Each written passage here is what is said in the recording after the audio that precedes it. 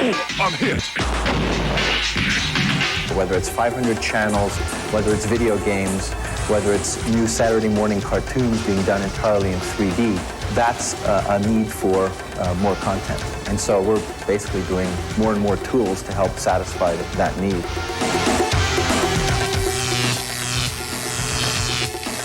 It's remarkable that we can see a flat image and get any sense of 3 dimensions from it. And as holographic technology and films get better, you'll see more and more appear in magazines.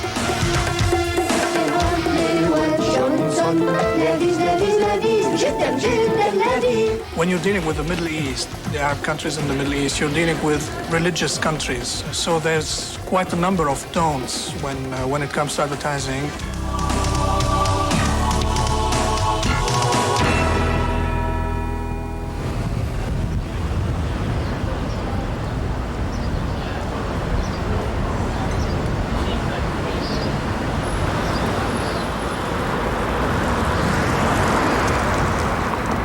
What's happening in the market is that entertainment now is starting to drive the economy as a whole of North America and Europe and Asia. And that's creating a need for content. And for us, as a provider of tools to content developers, we need to make it easier and easier for people to create better and more imaginative content. Okay, wait, stop the tape. Richard, stop the tape. Richard, I think we need a translation. What film means, for those of us who don't speak the language, is that Alias develops high-end software that enables artists, industrial designers, filmmakers to create the incredible digital images that we see now in things like video games, commercials. Well, let's show them what we mean.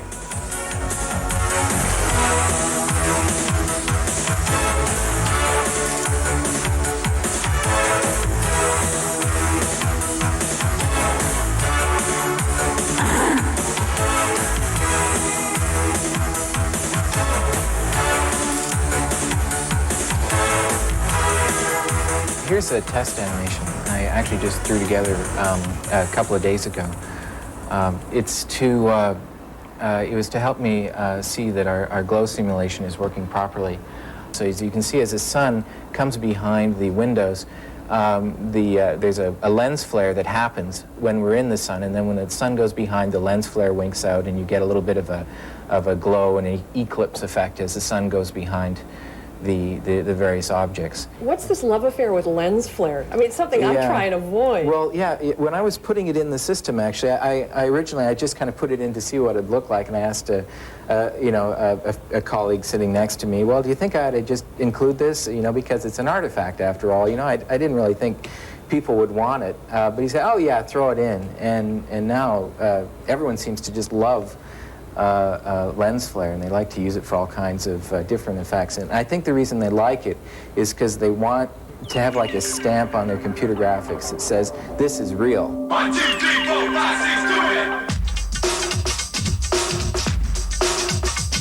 This is one of the first examples of games developed for the 3DO interactive multiplayer, which is one of the first next-generation video game platforms. It's next generation because it's got 3D, a 3D view. It's next generation because it has textures here. And you can see that they've used some of that to create the scenery, to create the flames, to create the sky. And this was developed a year and a half ago. And it's already old technology, isn't it? Yeah, people are doing a lot more nowadays to increase the realism of these kinds of games. Out of here, geek! What's happened is the hardware technology for things like video games has accelerated to the point where now you can put this kind of imagery in the hands of kids in the home. And so that's created a need for the kind of content we used to produce only for films. Now we're producing for video games because that's what kids are looking for. They're looking for that same kind of excitement, that same kind of 3D realism that before only filmmakers were able to afford.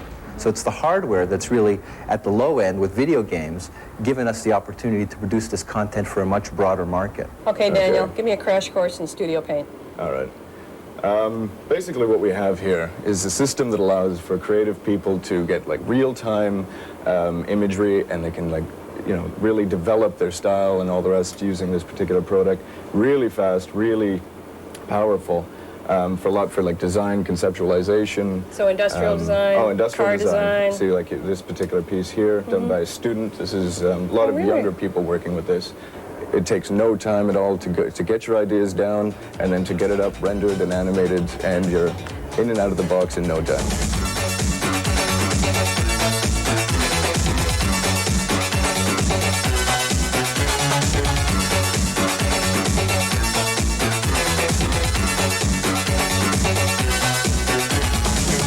This is such a fiercely competitive industry. How do you stay ahead with all this emerging technology? Well, it's a mixture of looking in the crystal ball and figuring out where the technology is going. But you got to talk to your customers, and you've got to have lots of smart R&D people who know what the technology can do, and give them an environment in which they can innovate.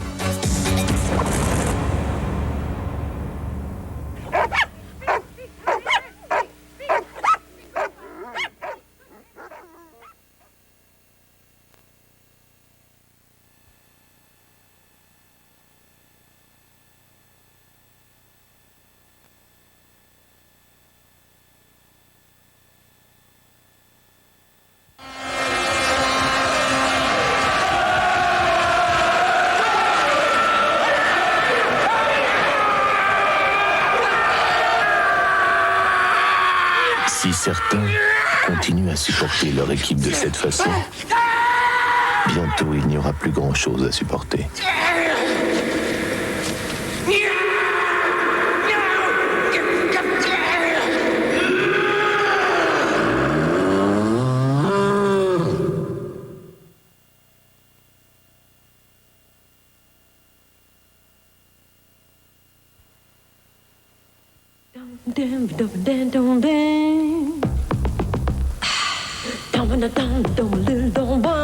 Although advertising's been in the Middle East for more than 20 years, and in some places more than 30 or 40 years, it's not yet part of the culture. It's still perceived as something whose role and value is not proven yet.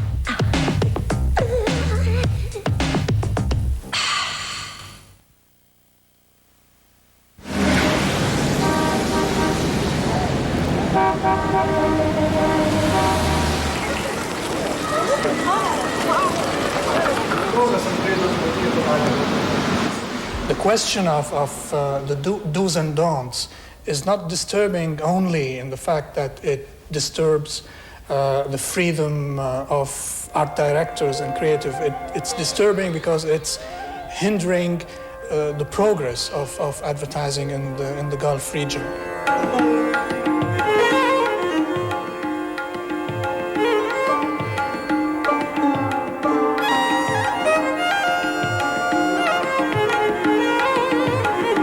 You have to be very careful with the beliefs and traditions when it comes to tackling subjects that are close or related to the traditions of Islam. Looking back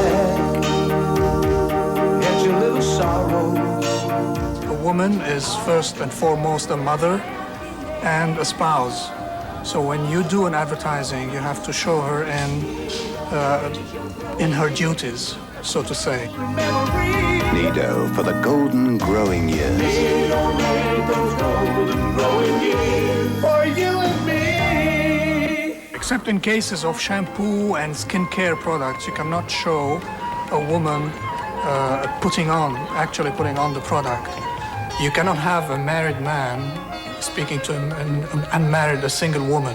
Even when it comes to using words and concepts, you have to be very careful. I mean, it's very disturbing for a creative person to know what exactly can be said or done in an advertisement.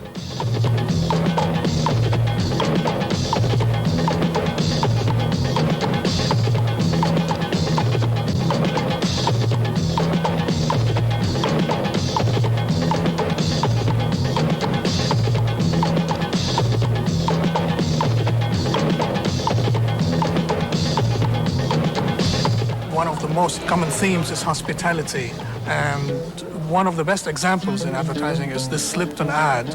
The theme is Lipton, the taste of hospitality. Only the finest blends of top quality teas go into Lipton Yellow Label tea bags. for you to offer and enjoy. Lipton, the perfect taste of hospitality. To be able to communicate to all this variety of countries and nationalities and things, you use two languages. You either speak Arabic or English. You have a very large expatriate community from Europe and the US. And English is a language that is used to communicate with you. Another technique, typical technique of the region, is the way you use pack shots.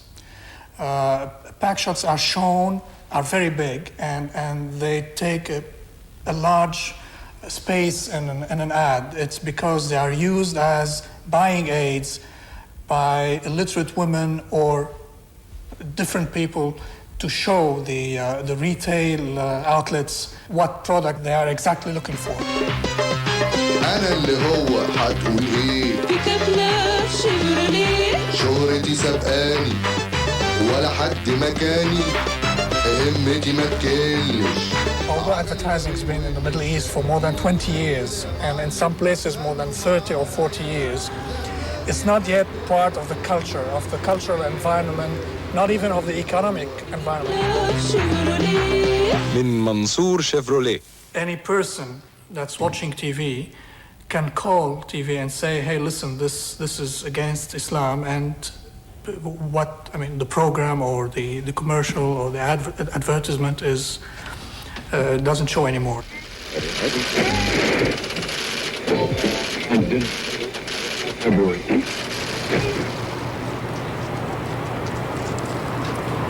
When people ask about the applicability of holograms and whether they'll be used in the future, we often say that it's amazing that we've for so long dealt with flat images. Flat images are not very natural. Our world is 3D. And it's remarkable that we can see a flat image and get any sense of 3 dimensions from it. And maybe someday we'll look back and say, how did we ever deal with such a dimensional starvation as that?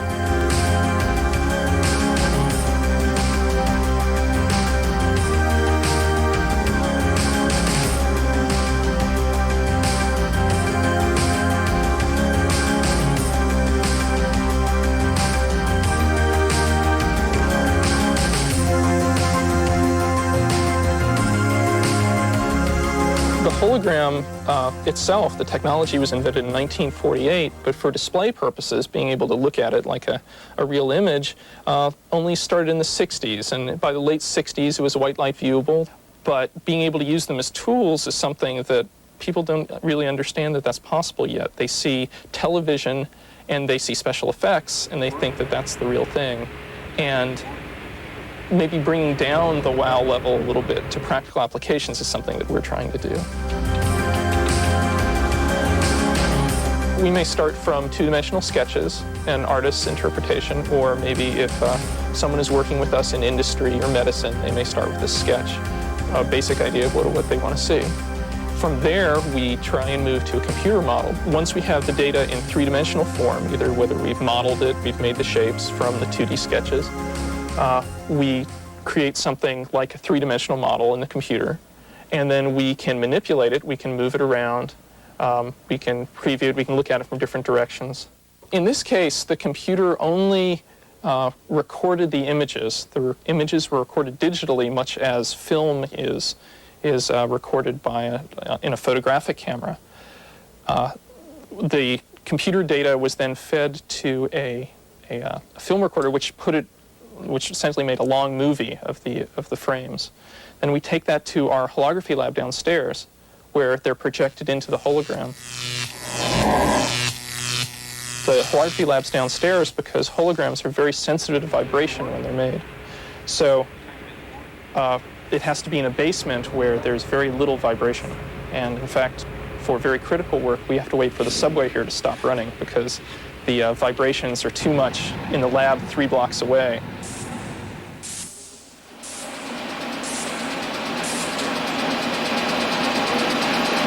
Some of the applications, first the pre-visualization of automobiles and other mechanical objects. In the future, we want to provide this service for radiologists and surgeons so they can perform radiation treatment or surgical procedures while really understanding the three-dimensional shape of the patient and the area that they're working on. For true advertising, some holograms are seen in magazines now, and as holographic technology and films get better, you'll see more and more appear in magazines.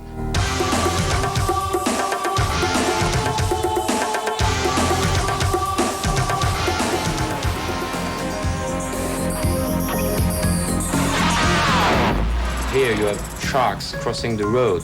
Then you have soft bumpers, so the baby sharks can play with it without hurting themselves. So we took some fantasy images to show all those devices.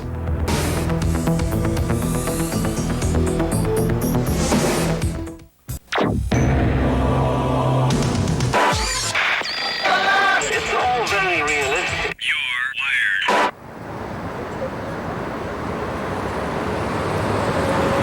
Honda has a good image in competition because they won a few years ago the Formula One race competition. And so now they want to change to a new preoccupation like ultra safety cars and electric vehicle, for example. So the environment, it's the future.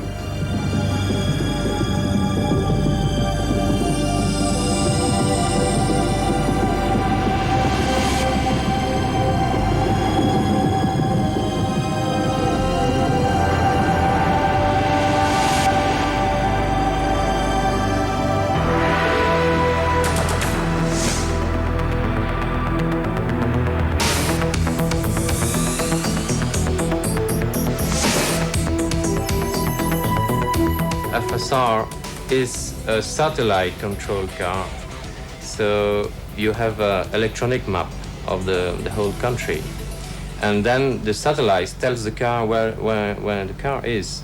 So the car is warned if, for example, there is a dangerous turn in the country and the driver doesn't know there is a danger, then the satellite will tell the car to slow down just before the turn.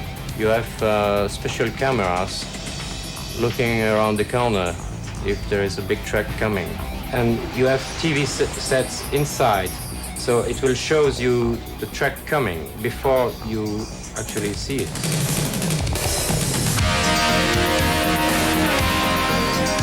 To explain that the car is quite intelligent, we made a sort of parallel with a submarine world. So the car is like a dolphin. The car has got a radar. So we took some fantasy images to show all those devices.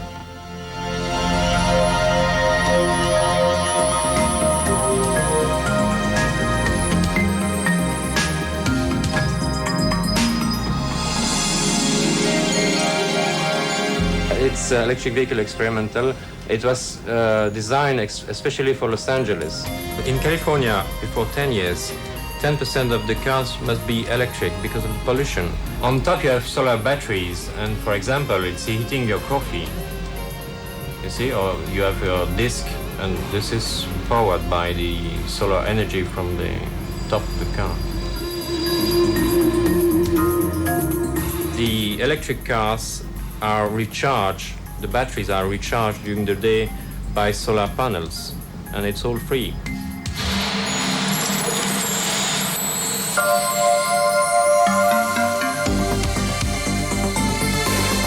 Those two vehicles makes the future of Honda, so we've made a morphing, you can see here, and it's supporting the world.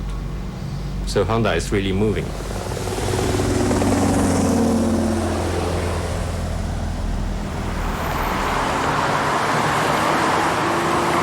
If you live in Los Angeles, driving is the most dangerous thing that you do.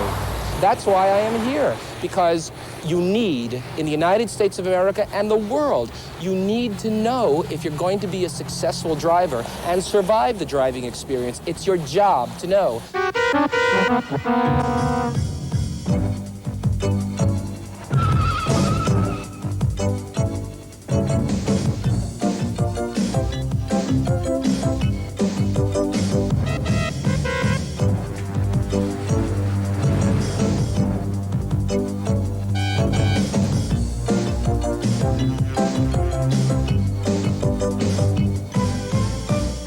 I started on a local radio station as a regular contributor, but the program director said, we don't think that it merits giving you your own show because, well, it's good to talk about now and then. So I said, to hell with you guys, and the place where you could go and create your own show and get it on the air in the United States of America is public access. I was wondering what's the penalty for trying to bribe an officer out of a ticket? Number one, this is California. Don't try it.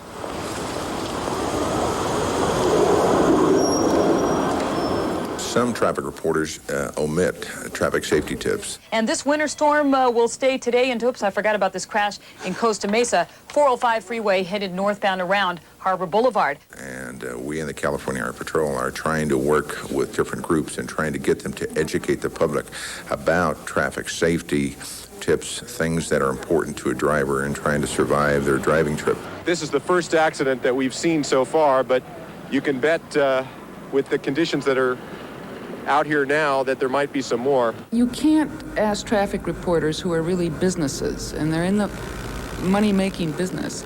You can't ask them to report in such a way that makes advertisers not want to advertise around their reports, okay? So you have to give them a way that combines very well this commercial need to have people paying attention, listening, processing the information, with also injury prevention. Welcome to Ask Mr. Traffic. My name is Kenny Morse. What is your question, Corey? I don't know. I'm like a little nervous here because I feel that I should be a responsible person and turn in my girlfriend. Oh, your girlfriend was the person who hit and ran someone else. Oh, my Lord.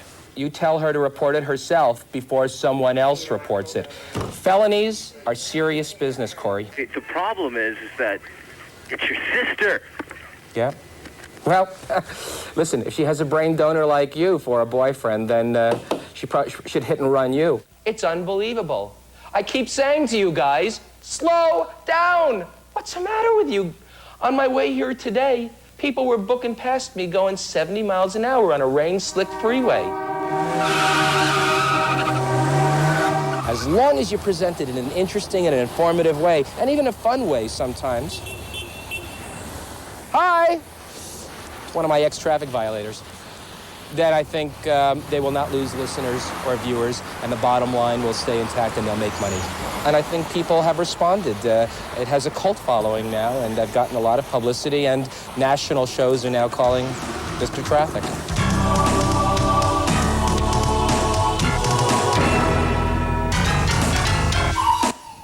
Coming up, two very powerful actresses tackle the pretty serious issue of suicide. It's the movie based on the Pulitzer Prize-winning play.